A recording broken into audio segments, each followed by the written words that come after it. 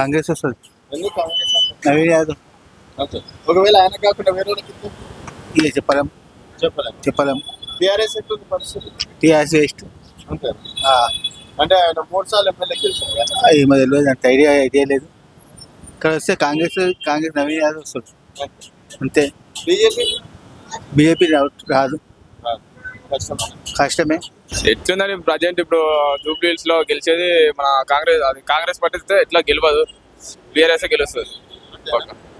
మాగంటి గోపినాథ్ ఉన్నప్పుడు అయితే కొంచెం పర్లేదు, మంచిగా చేసిండు. కాంగ్రెస్ అయితే అట్లా ఏం. ఇప్పుడు వాళ్ళ భార్య సెంటిమెంట్ ఏమైనా వర్కౌట్ అవుతుందా? సెంటిమెంట్ ఇప్పుడు ఆయన లేడు కాబట్టి, ఇప్పుడు ఆమె నిలబెట్టారు కాబట్టి ఖచ్చితంగా ఆమెను గెలిపియాలి ఖచ్చితంగా. బీజేపీ ఏమైనా ఉంటుందా పోటీలో? బీజేపీ ఏముండదు. బీజేపీ అసలు దీనికి దానికి సంబంధం ఏముంటుంది? గెలిస్తే కాంగ్రెస్, లేదంటే బీఆర్ఎస్. బీజేపీ అవసరం లేదు. బీజేపీ అసలు గెలిపిరాదు అంతే, పక్కా. ఇది కాంగ్రెస్ 100% గెలవదు, గెలిస్తే బీఆర్ఎస్ పక్కా 100% అంతే.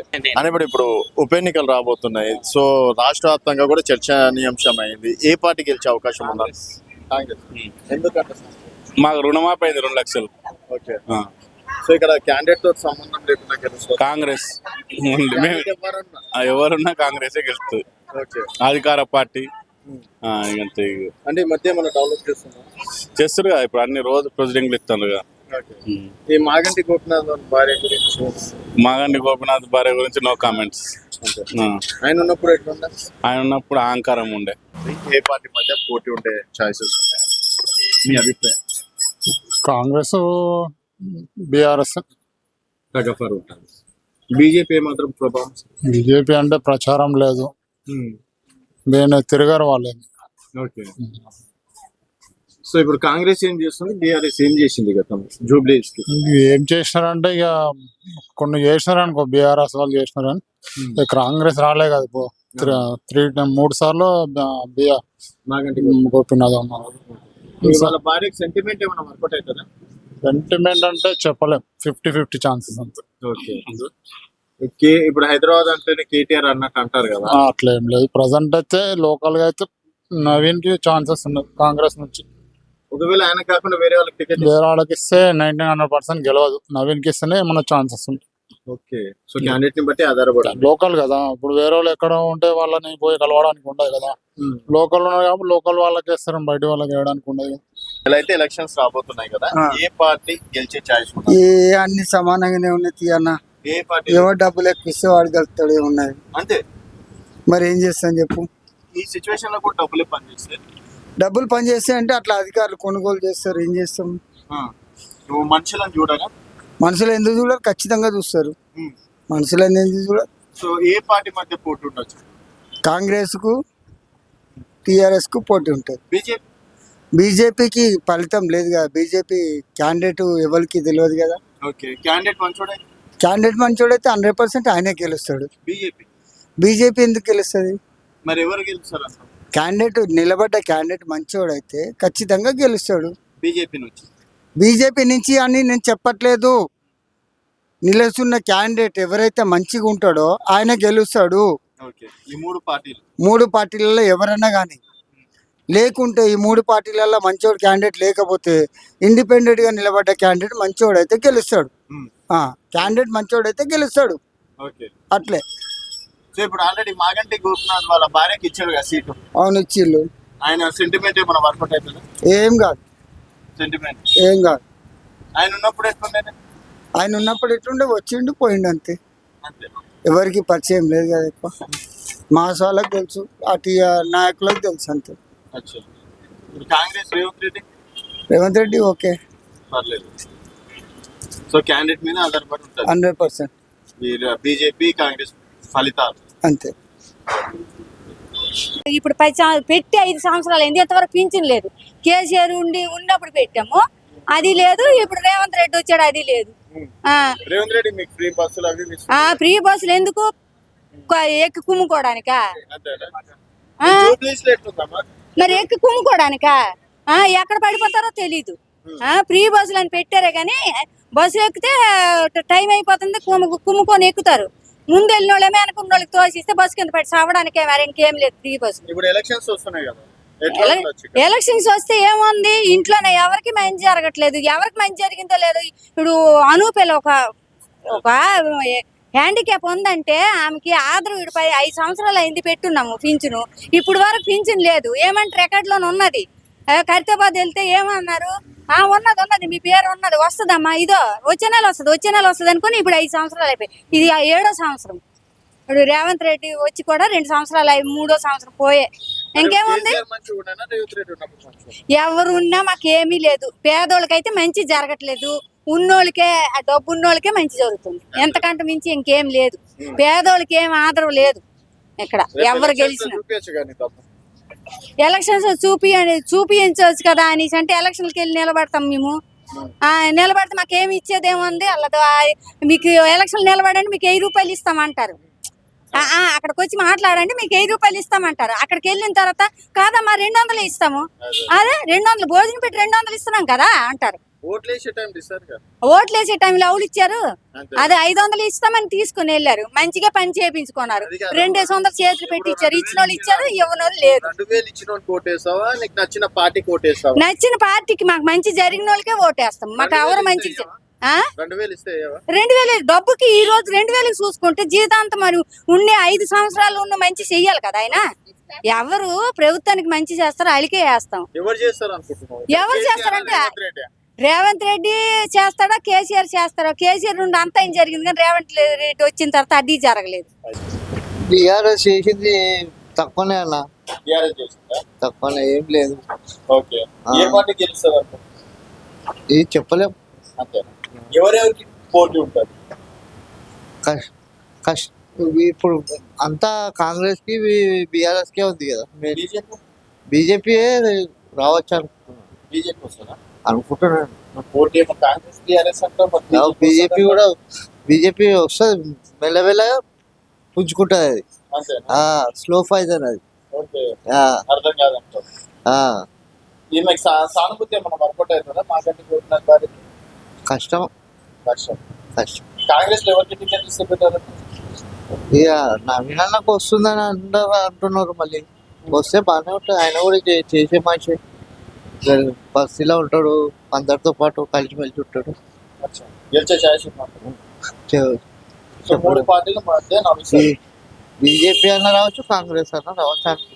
కాంగ్రెస్ వస్తుంది. ఏ పార్టీ గెలుస్తుంది ఇప్పుడు? ఇదే మన కాంగ్రెస్ వస్తుంది. కాంగ్రెస్. ఇంతకుముందు గోపీనాథ్ ఏం చేసి ఏం చేయాలి ఆయన కూడా. అంతేనా? ఇప్పుడు వాళ్ళ భార్యకి టికెట్ ఇచ్చింది, ఏమన్నా వర్కౌట్ అవుతుందా?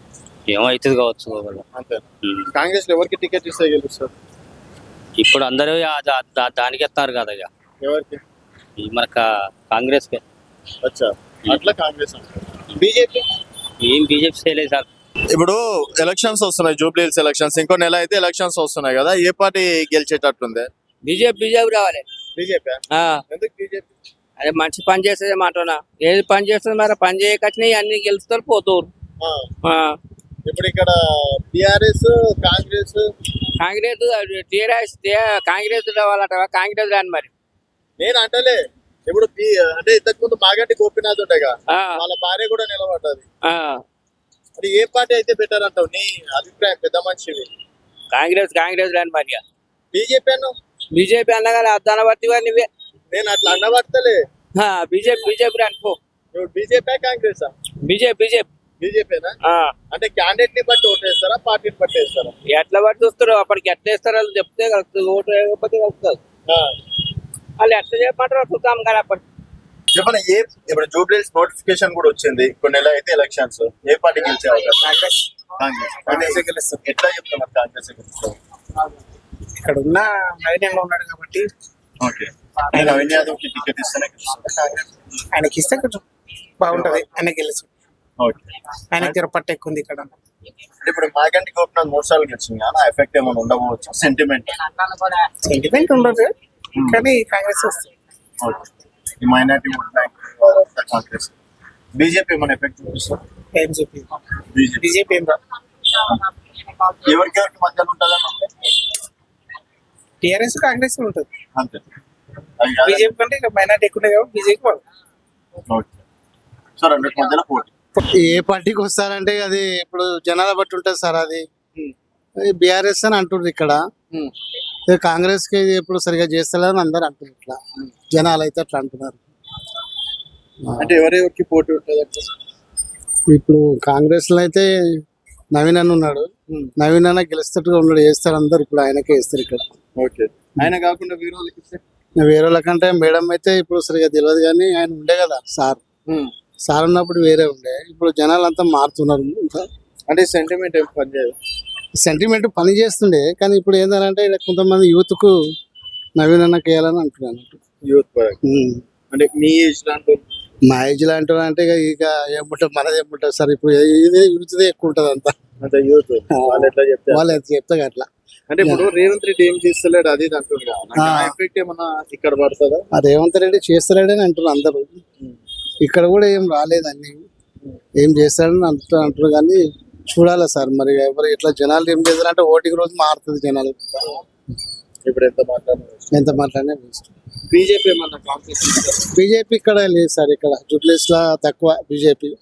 ఏమున్నా కూడా బీఆర్ఎస్ కాంగ్రెస్ కే. ఇప్పుడు కాంగ్రెస్ కొంచెం అదైతుంది, ఎక్కువ శాతం బీఆర్ఎస్ ఉంది ఇక్కడ. Okay sir. పాట ఇప్పుడు ఇప్పుడు అదే ఇప్పుడు ఉన్న పార్టీ నవీన్ యాదవ్ గెలుస్తాడంట. అంతేనా? బీఆర్ఎస్ మాగంటి గోపీనాథ్ ఇప్పుడు ఆయన ఉన్నప్పుడు అంటే బాగుండే, కానీ ఇప్పుడు లేదు. అంతేనా? ఆయనకి కారు గుర్తు ఏం లేదు. అంత కాంగ్రెస్ కాంగ్రెస్ ఇప్పుడు గుర్తు బీజేపీ లేదు, ఏం లేదు ఇక్కడ. ఎవరెవరికి పోటీ ఉంటది ఇక్కడ? ఇప్పుడు బీఆర్ఎస్ కు కారుకును షేకే ఉంటది. అంతే. గవర్నమెంట్ ఫామ్ చేస్తాడు కాబట్టి ఈయన ఉంటే ఉండొచ్చు అదృష్టం. గవర్నమెంట్ పరంగా అవును. ఇద్దరికి సానుభూతి ఏమన్నా పనిచేస్తుందా? సానుభూతి ఏం పని చేయదు. అంతేనా? ఇవాళ రేపు సానుభూతి ఎవరు అక్కరొస్తుంది, అంతే కదా. సానుభూతి ఏమున్నది, కాకపోతే సెటిలర్ల ఓట్లు ఉన్నాయి, అట్లా గెలిస్తే అట్లా కూడా గెలవచ్చు. బీఆర్ఎస్ అవచ్చు. అంటే ఇద్దరికి నువ్వా నేను అన్నట్టే ఉంటది. నువ్వా నేను అన్నట్టే ఉంటది. అంత ఈజీ కాదు ఎవరు గెలుస్తారు. గవర్నమెంట్ ఫామ్ చేస్తాను కాబట్టి ఇటు చెప్పలేము అటు చెప్పలేము. గవర్నమెంట్ లో వీళ్ళు ఉన్నారు కాబట్టి ఇటు చెప్పలేము అటు చెప్పలేము. కాకపోతే గెలిస్తే సెటిలర్లు వేసినట్టు లెక్క. ఈయన గెలిచిన కాంగ్రెస్ ఫామ్ చేస్తాను కాబట్టి ఈయన గెలిచినట్టు లెక్క. అట్లా అంతే, పెద్ద తేడా ఉండదు. ఎవరు గెలిచినా మామూలుగా కొద్ది ఓట్లే తేడా ఉంటది. 1000-2000 ఉంటది. 1000-2000 అంతే ఉంటది. 5000 10,000 కూడా ఏముండదు అట్లా, అంతే ఉంటది. ఇప్పుడు ఎందుకంటే ఈయన కూడా తగ్గపోరు ఇచ్చింది కాబట్టి, అప్పుడు పార్టీలో లేనప్పుడు కూడా తగ్గపోరు ఇచ్చింది కాబట్టి ఈయనకు కూడా అవకాశం ఇస్తారు. ఎందుకంటే ప్రాపర్ కదా, లోకలోడు కాబట్టి ఈయనకు కూడా ఇవ్వచ్చు. ఆమె గెలిస్తే సానుభూతిగా గెలిచినట్టే లెక్క. ఈయన గెలితేనో గవర్నమెంట్ ఫామ్ చేస్తేనే గెలిచినట్టు లెక్క. బీజేపీకి ఏం లేదు. క్యాండిడేట్ గచ్చోడున్నా ఇక్కడ బీజేపీ రాదు, ఎందుకంటే ముస్లిం ఏరియా కదా. అట్లా దానికి ఎక్కువ వేరు. KTR tongue slip. ఎందుకంటే ఒక శ్రీలంక, బంగ్లాదేశ్, ఒక నేపాల్ యువత కూడా అలా అవుతుందని, ప్రధానమంత్రి కూడా దొంగతనంగా డబ్బంతా సంపాదించి వేరే దేశాలు పారిపోతారని చాలా రాంగ్ స్టేట్మెంట్ ఇచ్చారు. స్టూడెంట్స్ ఎంతమంది చదువుకునే విద్యార్థులు చేతెత్తామంటే ఒక్కరు కూడా చేతెత్తలేదు. ఎందుకంటే ఇక్కడ చదువుకున్న వాళ్ళు యూత్ ఉంది. జాబ్ వరల్డ్లో ఇప్పుడు 3వ స్థానంలో ఉంది, డిఫెన్స్ కానీ ఆర్థికంగా కానీ 4th ఉంది. So tongue slip and KTR. So అందుకు రారు. ఇంకోటి ఏంటంటే వాళ్ళు మొత్తం ఫ్యామిలీ పార్టీ, కుల రాజకీయం. కొన్ని సంక్షేమ పథకాలు సరిగ్గా అందుబాటులోకి రావట్లేదు. కొన్ని హైడా అని చెప్పి ప్రాపర్టీని నాశనం చేయడం, ఎంతో కష్టపడి సో మెనీ ఇయర్స్ని సంపాదన పెట్టింది, అదంతా సెకండ్లో నాశనం అవడం. ఎంతైనా ప్యూర్ పీపుల్ ఎంతో కష్టపడి సంపాదించి కోల్పోయిన బాధ కదా. అది మెయిన్ మైనస్, పెద్ద దెబ్బ. రెండోది ఆడవాళ్ళకి తులం బంగారం. ఇంకా చెప్పాలంటే తప్పులు ఉన్నాయి, కానీ సరి చేసుకోవాలి కదా. అందరు తింటారు. ఓవరాల్ అని 1400 కోట్లు ఎట్లా అడ్డగులుగా పంచుకొని తిన్నారు. కానీ ఇక్కడ లోకల్ పార్టీ యూత్ అయితే నవీన్ యాదవ్ వస్తారు, దానిలో డౌట్ లేదు. సానుభూతి ఓట్లు అంటే కొద్దిగా కష్టమే, ఎందుకంటే లేడీస్ కాబట్టి స్ట్రాంగ్ కాంపిటెంట్ ఉండాలి కాబట్టి మదన్ గోపి కాబట్టి ఆయన ఉంది, ఆ పొలిటికల్ యూత్ సపోర్ట్ ఉంది కాబట్టి ఆయన వచ్చిండు జూబ్లీస్ ఎమ్మెల్యేగా. ఇక్కడ ఇప్పుడు ప్రజెంట్ అయితే యూత్ అంటే నవీన్ యాదవ్ వస్తుంది 100%.